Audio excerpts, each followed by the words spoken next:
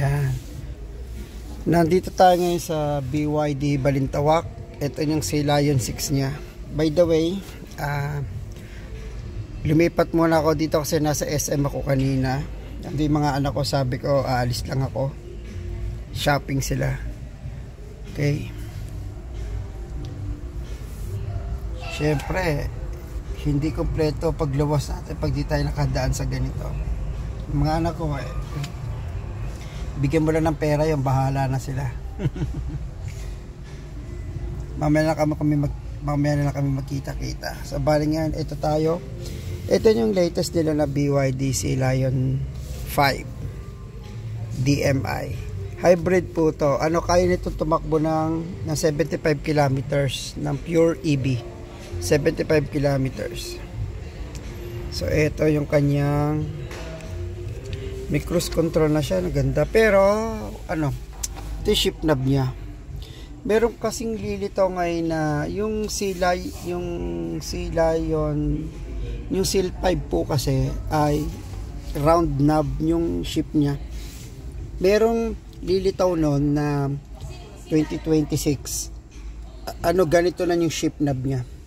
Ganito na mismo. Maganda, di ba? Sige. Ay, sa fuel. Ganda ni sarado. 70 kilometer ba dito? Mister. So, ganda. Ito tayo malamig. Ito yung grill niya. Hindi siya silver, black siya. Black siya na makintab.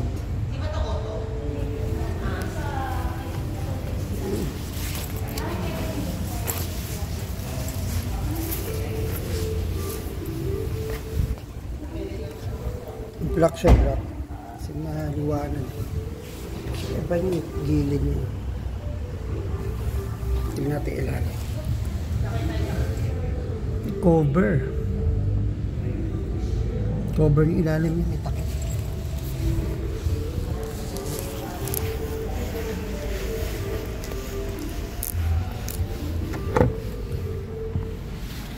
Ay, may ilaw kuryente.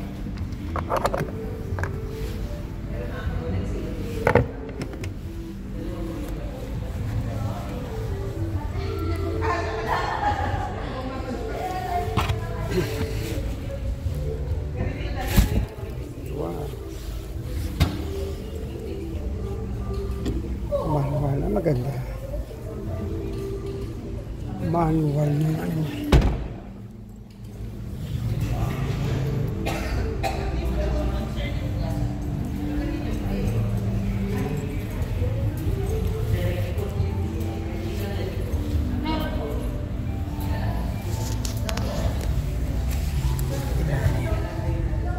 yung ilalim niya iba ilalim niya.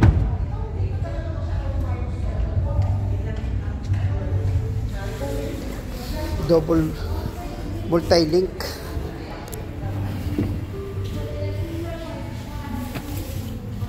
Tapos ito yung bucket seat niya. Hindi siya manual siya. Pero sa 1 point nga ito ang price talaga nito 1,248,000. So since bago siya, binibigay nila ng 1,198,000. So 1,198,000, 1.198. Ayan kang flash, kahit wag na. Tapos meron siyang sunshade. O, diba? Wala nga siyang panoramic sunroof. Pero kung ito ang seating capacity ko, maluwang seating position ko, i-adjust ko pa ganito, maluwang pala. Yan, pwede na yan. Ganyan.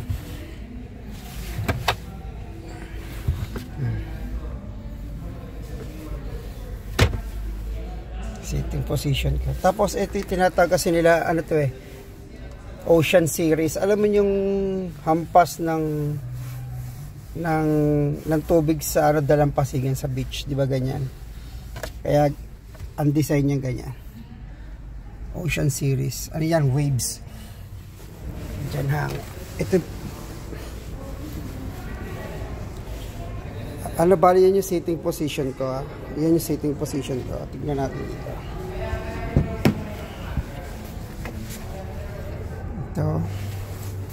Ito yung sitting position ko doon. Diba? Maluag, oh. Pwede ko gumanyan.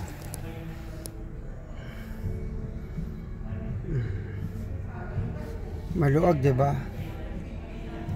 Bucket seat siya. Tapos may BYD design. May aircon vent. Alam niyo ang Yaris ay nag-ano na sila ngayon, nagbaba sila. Ang SRP ng Yaris Cross 1.6. Ngayon less 200,000 1.4. Ito 1.2. 1.198 itong unit na to. Hindi sila nagkakahuli. I think mas malaki to ng konti. At saka ito pala, for your information, yung Fortuner ng Toyota, yung width ng Toyota ng Fortuner, at saka ito iisa, mas malaki pa nga to ng 5mm eh. Itong Sea Lion 5 SUV na DMI. Pasulyap yan, pasulyap, walk around. Tapos ang lambot talaga ng upuan yan. Hindi ko na kung sila kumukuha ng technology sa lambot. Tapos yan, may cup holder. Ang ganda ng cup holder nila, hindi malikot, firm na firm cup holder.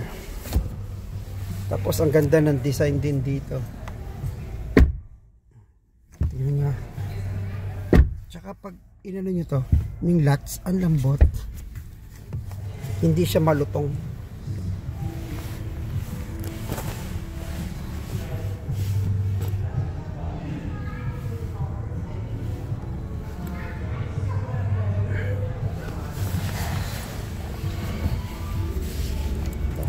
Tapos tignan natin yung makina. Wait lang guys. I-ganyan natin.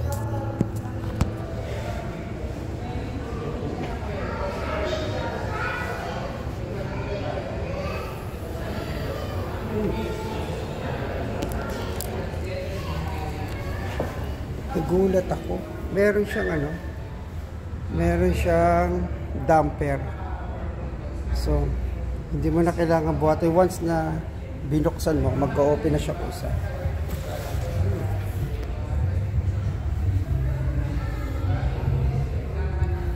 And then, may cover yung motor. Siyempre, baka ma-expose kung saan. Talaga ng takip. Bosch yung kanyang ECU, engine control unit. Ito yung pinaka-computer box.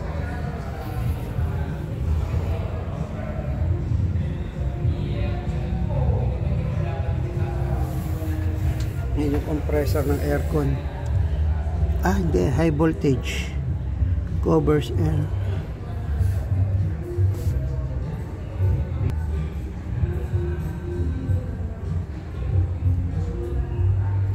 Alam ko sa mga BIOS nandiyan yung aircon niya na compressor eh. Malamang aircon compressor to. Tama, aircon compressor yan. Si aircon compressor yan. Tapos ito yung fluid.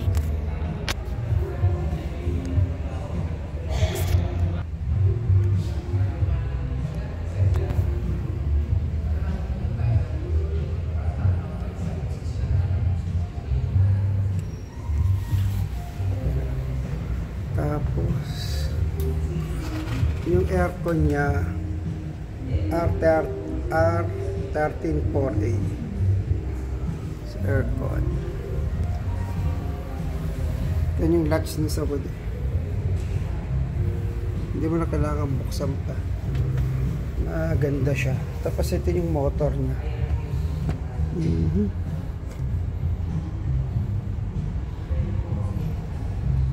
high voltage 1.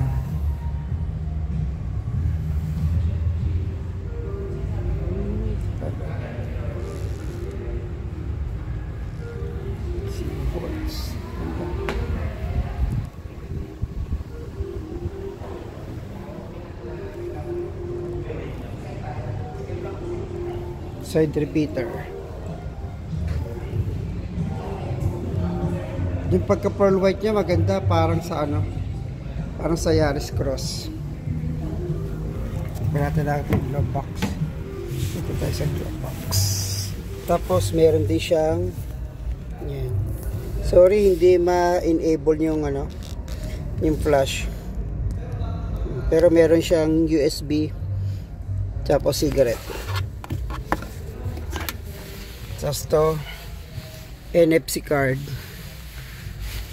Inalis yung NFC. Kanya nandito yung NFC na wala. Malalim naman yung glove box. Malalim. Malalim siya. Hindi kanina. Ito pala NFC card ito. Tap mo lang yan. Halimbawa, ano ka? Nasa ibang lugar ka. Ito yun ito yung head unit niya. Para maliit siya, mga 10 inches. Airbag. Aircon vent. Tignan natin. Tapos ang gulong niya 225/60 R18. Malaki. 18 yung size ng mags.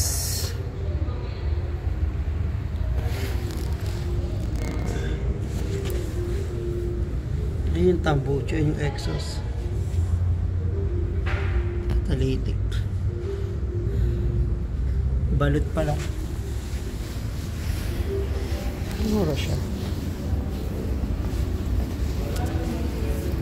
Wala yata siya. Wala daw test drive.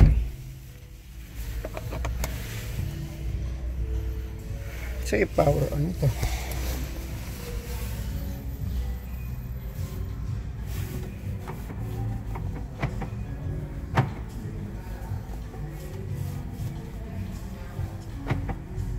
Lock.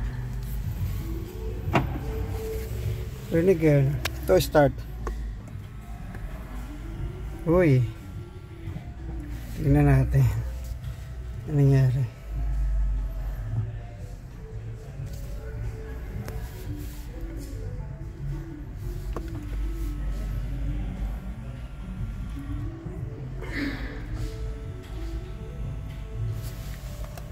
Babalik.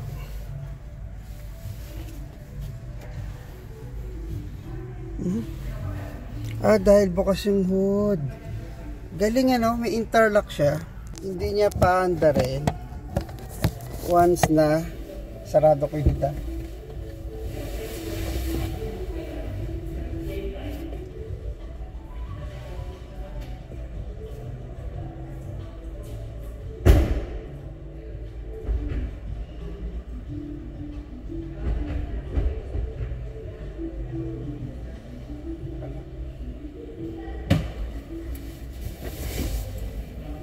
Malaki.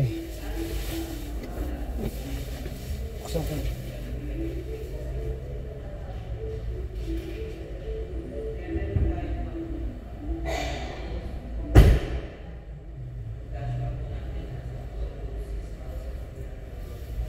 Lock na.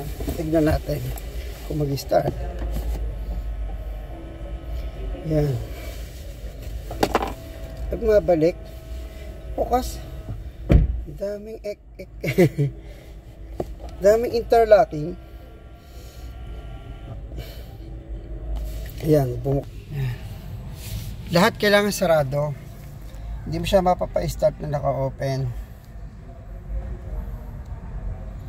Blower tayo.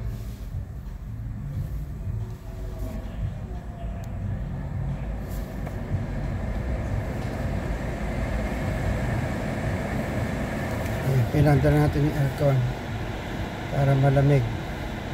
So ngayon makita mo dito meron siyang 74% sa battery, 888 km.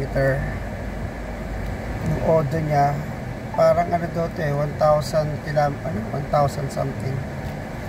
Ang maganda naman kasi dito, pwede mo siyang gamitin ng pure electric. Hindi tulad ng other brand na yung engine, umaandar talaga siya. Yung yung pinaka-combustion, pero to hindi. Tapos ito monitor mo yung tire pressure. 880 km. Tapos yung life ng battery mo 74%. Ginawa natin ngayon, lamig ng aircon. Lamig ng aircon mga sir. Nga tapos naka 18 degrees 22.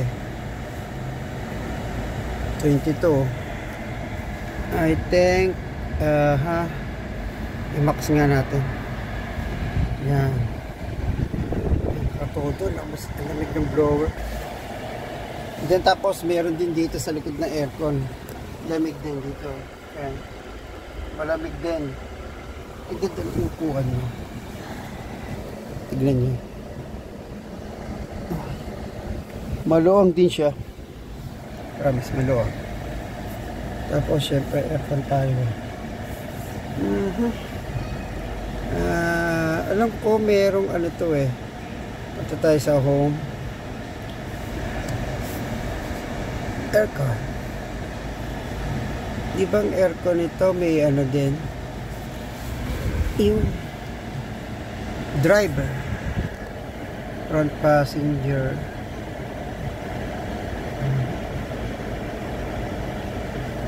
settings, auto display, intelligent assist, control, comfort driving, locks, remote AC schedule 15 minutes, 30 minutes, pan, speed reduction during Bluetooth calls, energy 74% pa, display, locks. Hindi ko lang alam kung meron siyang ventilated seat.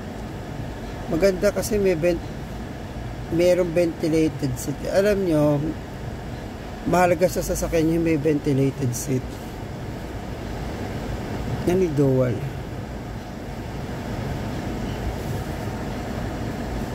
Yan yung dual. Pero ang ganda, no?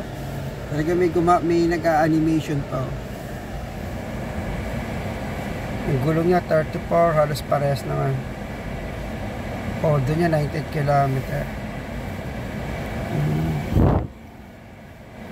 Paano pa magagalaw yung odo niya? So guys, bago pa lang tayo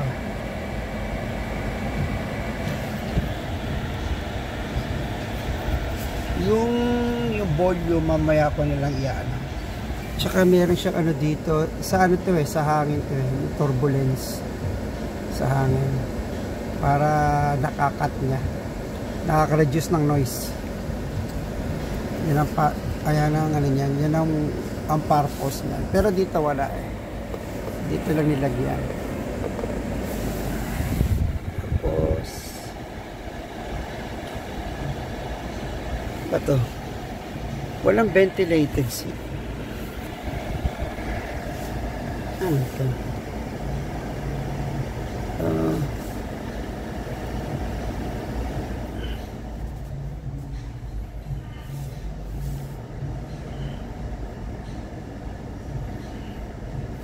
Courtesy light.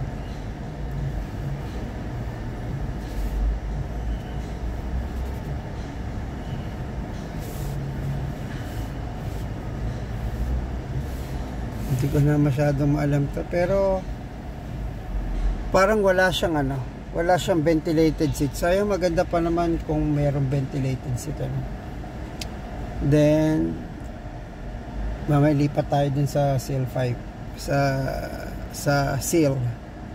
Yun yung pinaka nila sports car nila, Seal. So ngayon okay naman na i-walk around ko na kayo dito. Magustuhan nyo, i-upload ko na to ngayon din. Tapos vanity mirror, meron siya nilagyan ng card Galing insert mo din yung kung card ka, credit card. Tapos, diba? Galing.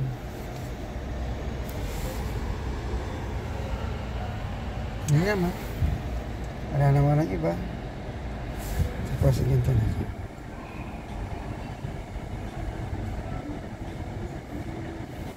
ADAS. May ADAS siya. Adaptive ADAS. Ano ba nga ba yung ADAS? Ako minsan nabablanko po tayo eh. Driving assist.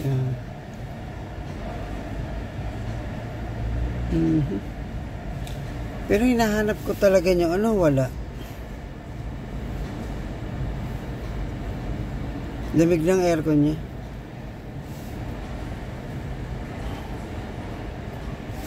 Ano ba to?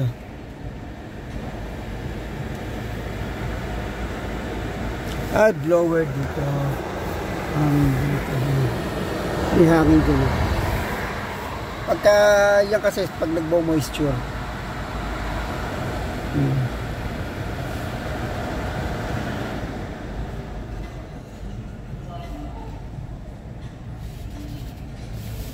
AC. Sige, testingin ko na po yan kasi baka tayo maka-copyright eh. Okay guys, maraming salamat and good day.